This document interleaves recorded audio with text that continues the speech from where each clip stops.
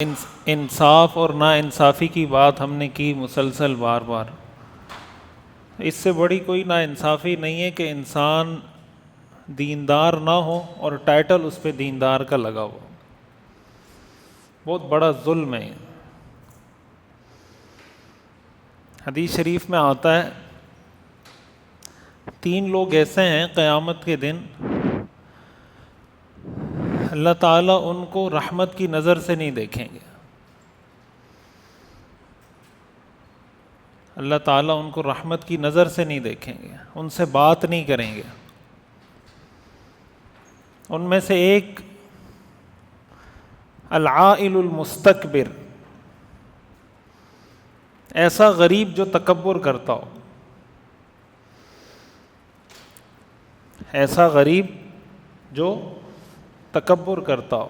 تکبر تو گناہ ہے، امیر کرے تب بھی گناہ ہے، غریب کرے تب بھی گناہ ہے، لیکن اگر غریب تکبر کرے یہ زیادہ گناہ ہے. اس لیے کہ اس کے پاس تکبر کی کوئی وجہ نہیں ہے. دوسرے نمبر پر آپ نے فرمایا الشیخ الزانی، بڑھاپے میں زنا کرنے والا.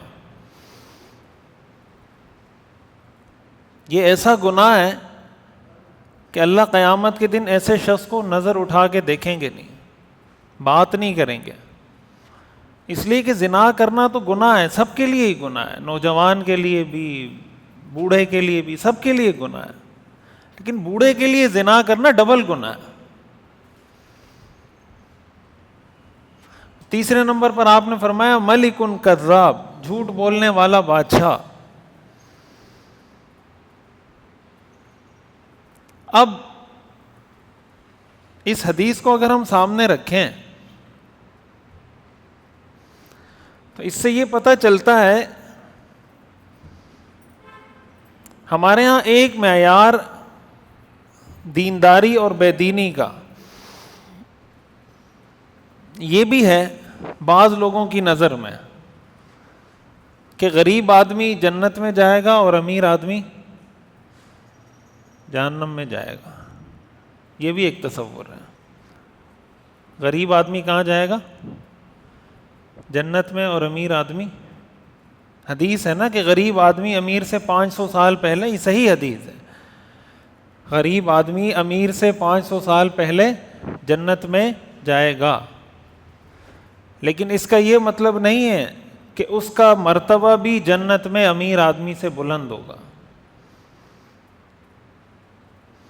جنت میں امیر بھی جائے گا، غریب بھی جائے گا. جہنم میں امیر بھی جائے گا، غریب بھی جائے گا. جنت جہنم کا تعلق امیری اور غریبی سے نہیں ہے. جنت اور جہنم کا تعلق عمل سے ہے.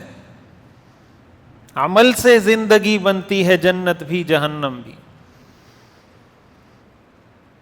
صحابہ کرام رضوان اللہ علیہم اجمعین میں آپ کو بہت مالدار صحابہ بھی ملیں گے، بہت غریب صحابہ بھی ملیں گے. اصحاب صفہ میں حدیث میں آتا ہے ان میں بعض صحابہ اتنے غریب تھے کہ ان کے پاس لباس پہننے کے پیسے نہیں تھے. چھوٹا سا کوئی کپڑا مل گیا اپنا سطر چھپانے کے لیے،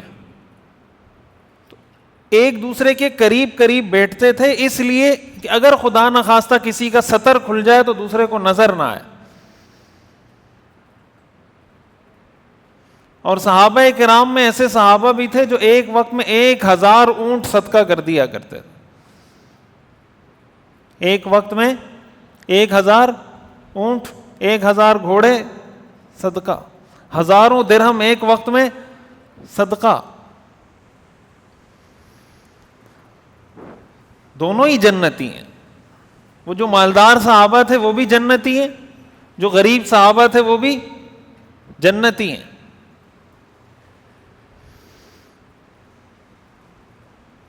تو جو جنت اور جہنم کے معیارات ہیں، دیندار اور بے دین ہونے کے جو معیارات ہیں، اس کا تعلق عمل سے ہے، اور عمل کا تعلق زندگی کے ہر شعبے سے ہے.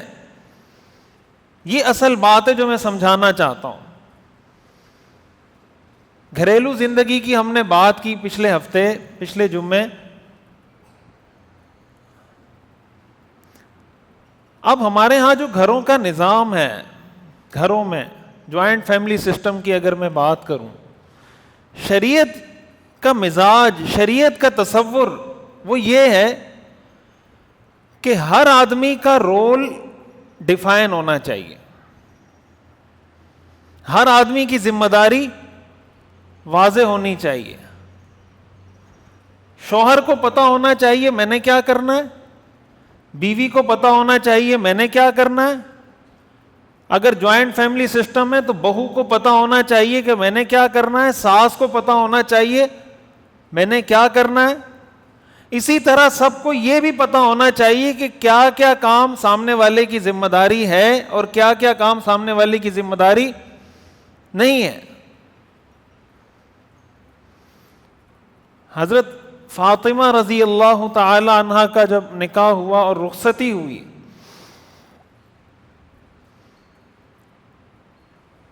تو روایات سے معلوم ہوتا ہے حضرت علی رضی اللہ تعالیٰ عنہ کی والدہ کا نام بھی فاطمہ تھا.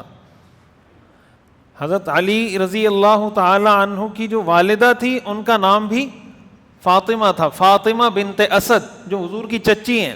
حضور کی پرورش انہوں نے کی ہے، اصل میں حضور علیہ الصلاۃ والسلام کی پرورش انہوں نے کی ہے. حضرت فاطمہ بنت اسد رضی اللہ تعالی عنہ کا جب انتقال ہوا،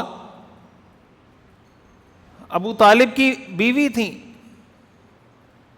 تو حضور علیہ الصلاۃ والسلام جب گھر میں نہیں ہوتے تھے، جب آپ چھوٹے تھے، بچے تھے، اس وقت تک بچوں کو کھانا نہیں دیتی تھی جب تک حضور علیہ الصلاۃ والسلام نہیں آ جاتے تھے،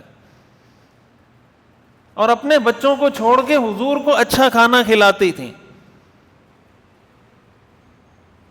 جب ان کا انتقال ہوا، حضور علیہ الصلاۃ والسلام نے اپنی قمیص مبارک اتار کر دی، فرمایا میری اس قمیص میں میری چچی کو کفن دیں. پھر جب ان کی قبر کی کھدائی کی باری آئی، حضور علیہ الصلاۃ والسلام جب ان کی قبر کی کھدائی مکمل ہو گئی، آپ علیہ الصلاۃ والسلام جا کر ان کی قبر میں لیٹ گئے خود.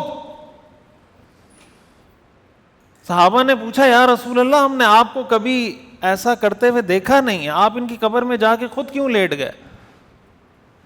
حضرت عمر رضی اللہ تعالیٰ عنہ نے پوچھا، آپ نے فرمایا انہا کانت امی بعد امی، وہ میری ماں کے بعد دوسری ماں تھی. انہا کانت امی بعد امی، میری اصل ماں حضرت آمنہ کے بعد میری دوسری ماں حضرت فاطمہ بنت اسد تھیں. اور آپ نے فرمایا میں ان کی قبر میں اس لیے لیٹا ہوں کہ شاید اللہ تعالیٰ میری وجہ سے ان کے لیے جنتوں کے دروازے کھول دیں، ان کا یہ مجھ پہ حق ہے. یہ حضور علیہ الصلاۃ والسلام کا رویہ کس کے ساتھ؟ اپنی اس چچی کے ساتھ جس چچی نے آپ کو پالا تھا. ہمارا رویہ اپنی ماؤں کے ساتھ کیسا ہے؟ اپنے والد کے ساتھ ہمارا رویہ کیسا ہے؟ کیا جو شخص، مرد یا عورت، ساری زندگی آپ کو پالتا رہے، پالتا رہے، پالتا رہے، کھلاتا رہے، پلاتا رہے،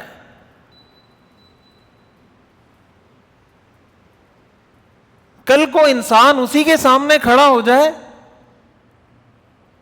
اسی کو تانے دینے لگ جائے کہ آپ نے ہمارے لیے کیا کیا ہے؟ کیا یہ انصاف ہے؟ ان اللہ یأمر بالعدل، اللہ انصاف کا حکم دیتا ہے.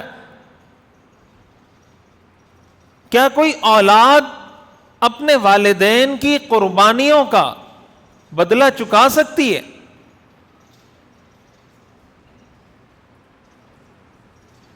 حدیث شریف میں آتا ہے کہ ایک شخص نے اپنی والدہ کو طواف کروایا اپنے کندھے پر بٹھا کر،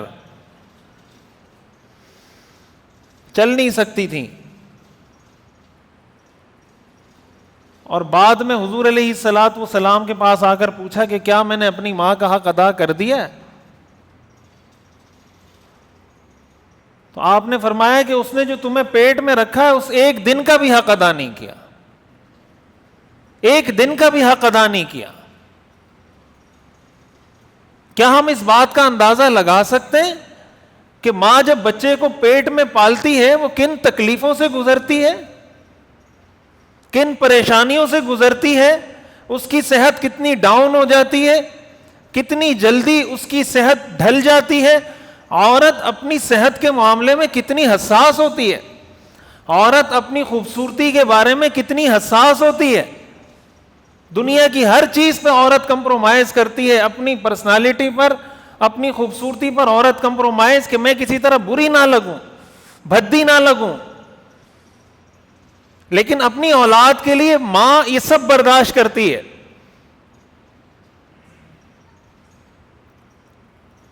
اب یہ اللہ کی تقسیم ہے, کوئی امیر ہے, کوئی غریب ہے. اب اگر کسی کا والد غریب ہے, وہ اپنے بچے کو لاکھوں روپے مہینے کے کما کے نہیں دے سکتا. اب وہ اپنے والد کو کمپیئر کرنے بیٹھ جاتا ہے کسی اس شخص کے ساتھ جس کا بنگلہ ہے, جس کی گاڑی ہے, جس کی کمپنی ہے, کہ اس نے تو اپنے بچے کو فلاں کار دلوائی, اس نے فلاں کار دلوائی, اس نے فلاں کار دلوائی. اور بھائی تیرے والد نے جو کچھ تجھے دیا کیا تو اس کا مستحق تھا؟ اگر بچپن میں ہی گلا گھونٹ کے مار دیتا, یہ اب تک جو کھلایا پلایا پالا. پھر ہمارے ہاں ایک اور مسئلہ جو عدل کی میں بات کرتا ہوں, بعض گھرانوں میں یہ ہوتا ہے کہ ساری رسپیکٹ, سارا احترام, ساری توجہ والدہ کی طرف ہے اور والد کو کونے میں ایک لگا کے بیٹھے ہوئے سب. والد کی گھر میں کوئی ویلیو ہی نہیں. وہ جو خانساموں کی طرح گلی گلی پھر پھر کے مزدوری کرتا رہا. اب ہمارے ہاں اولڈ ہوم کھلنا شروع ہو گئے, ویڈیوز آنے لگ گئی. بھائی میں 40 سال باہر ملک میں رہا, کینیڈا میں رہا, دبئی میں رہا, اپنے بچوں کے لیے کماتا رہا, ادھر آیا تو بیوی نے کہا نکالو اس کو گھر سے. پہلے تو آپ کی غلطی ہے, آپ کو اللہ نے عقل دی ہے یا نہیں دی ہے؟ پیسے کمانے کے پیچھے انسان کو اتنا پاگل نہیں ہونا چاہیے کہ 40 سال اپنی فیملی سے دور رہیں. اللہ نے ہمیں پیسے کمانے کے لیے پیدا نہیں کیا. پیسے کمانا ایک ضرورت ہے زندگی کی, لیکن 40 سال آپ اپنی اولاد سے دور ہیں, کیا یہ ہماری زندگی کا مقصد ہے؟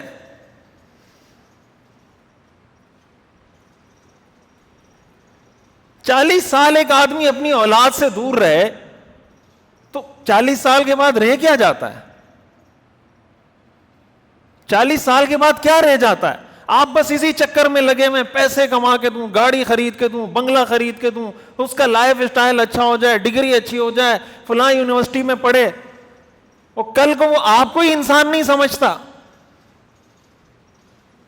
یہ تعلیم ہے یا جہالت ہے؟ وہ تعلیم جو ماں باپ کا ادب نہ سکھائے وہ تعلیم نہیں, وہ جہالت ہے.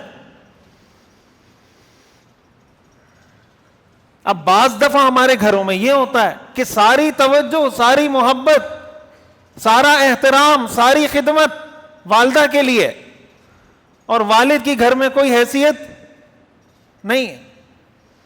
والد اور والدہ کا کسی معاملے میں اختلاف ہو گیا تو سارے فریق بن کر والدہ کے ساتھ کھڑے ہو جائیں گے اور والد وہاں پہ تنے تنہا کھڑا ہوگا. تو شریعت کا مزاج تو یہ ہے کہ آپ یہ دیکھیں نا کہ حق پہ کون ہے اور غلط کون ہے. شریعت تو یہ کہتی ہے, شریعت تو یہ نہیں کہتی کہ ہمیشہ یا والد کی سائڈ پر ہو جاؤ یا ہمیشہ والدہ کی سائڈ پر ہو جاؤ. شریعت تو یہ کہتی ہے حق کس کے ساتھ ہے. انصاف تو اس کو کہتے ہیں. بعض اوقات اس کا الٹ ہوتا ہے کہ بعض گھرانوں میں والدہ کو ایسے ٹریٹ کیا جاتا ہے جیسے کسی نوکرانی کو ٹریٹ کیا جاتا ہے. وہاں گھر میں مردوں کا ایسا اثر ہوتا ہے کہ والدہ کی کوئی حیثیت نہیں ہوتی. یہ دین ہے. اور ایسے لوگ بعد میں آ کر, میں معذرت چاہتا ہوں, یہ باتیں میں اس لیے کرتا ہوں تاکہ ہمیں صحیح دین پتہ چلے. داڑھی رکھنے سے وہ دیندار بن جائے گا, ٹوپی پہننے سے, پگڑی پہننے سے ہم کہیں گے اب حاجی صاحب ہو گیا, اب یہ دیندار ہو گیا. اس کو ماں کے حق کا نہیں پتا, اس کو باپ کے حق کا نہیں پتا. کہاں سے دیندار؟ کون سا دیندار؟ ان الدین عند اللہ الاسلام یا ایھا الذین آمنوا ادخلوا فی السلم کافہ, اے ایمان والو پورے کے پورے اسلام میں داخل ہو جاؤ. ولا تتبعوا خطوات الشیطان, شیطان کے نقش قدم پر مت چلو. ایک اصولی بات تو یہ یاد رکھنی چاہیے کہ جب والدین کا آپس میں کسی مسئلے پہ کوئی اختلاف ہوتا ہے, حتی الامکان اولاد کو چاہیے کہ اس کے بیچ میں نہ پڑے. میاں بیوی آپس میں لڑتے رہتے ہیں 2-3 گھنٹے 4 گھنٹے بعد دوبارہ سیٹ ہو جاتے ہیں, لیکن جب کوئی بیچ میں پڑ جاتا ہے وہ پھڈا اور لمبا ہو جاتا ہے. یا تو یہ ہے نا کہ مسلسل کہیں پہ کوئی ظلم ہو رہا ہے, کوئی غلط کام ہو رہا ہے, اور آپ کو پتا ہے کہ یار یہ روٹین کا حصہ ہے, تب تو بات سمجھ میں آتی ہے. لیکن ایک انسان ہونے کے ناطے, میاں بیوی ہونے کے ناطے, اب آپ کی والدہ ہے, وہ آپ کے والد کی بیوی ہے. آپ کا والد ہے, وہ آپ کی والدہ کا شوہر ہے. آپ والد سے یہ کیوں ایکسپیکٹ کرتے ہیں کہ میرے والد صاحب میری والدہ سے اتنے ہی احترام سے بات کرے جتنے احترام سے میں اپنی والدہ سے بات کرتا ہوں؟ اور بھائی وہ تمہاری والدہ ہے, اس کی بیوی ہے. یہی معاملہ الٹ ہے کہ آپ اپنی والدہ سے اگر یہ ایکسپیکٹ کر رہے ہیں کہ میری والدہ میرے والد سے اس طرح بات کرے جتنے احترام سے میں بات کرتا ہوں, وہ اس کا شوہر ہے. رسول اللہ صلی اللہ علیہ وسلم کی سیرت, حضرت عائشہ رضی اللہ تعالی عنہا کے پاس ایک مرتبہ ان کی باری تھی, کسی دوسری زوجہ نے کھانے کی کوئی چیز بھیج دی. حضرت عائشہ رضی اللہ تعالی عنہ کو غصہ آیا, وہ برتن اٹھا کے زمین پہ پٹخ کے توڑ دیا کہ میری باری میں دوسری بیوی کیوں کھانے کی چیزیں بھیج رہی ہے. غصہ آیا. اب حضرت عائشہ رضی اللہ تعالیٰ عنہ کا یہ جو غصہ تھا یہ محبت میں تھا نا, بولیں محبت میں تھا نا.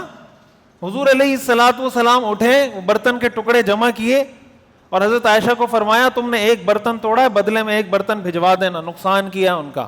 اور آپ نے فرمایا غارت امکم, تمہاری ماں کو غیرت آ گئی ہے, اور بات ختم. بات کیا ہو گئی؟ Close, chapter close. اب تھوڑا سا آپ اس کو اپنے اوپر رکھ کر دیکھ لیں, آپ کا دوست آپ کے لیے کوئی چیز بھجوائے, آپ کی بیوی اٹھا کے پٹخ کے توڑ دے. ہم کہتے ہیں میری باہر اتنی عزت ہے, باہر جاتا ہوں لوگ سلام کرتے ہیں, کوئی ہاتھ چومتا ہے, کوئی ماتھا چومتا ہے, کوئی جوتے سیدھے کرتا ہے. یہاں اس نے برتن بھیجا, تم نے میرے سامنے توڑ دیا, تمہیں پتہ نہیں میں کون ہوں؟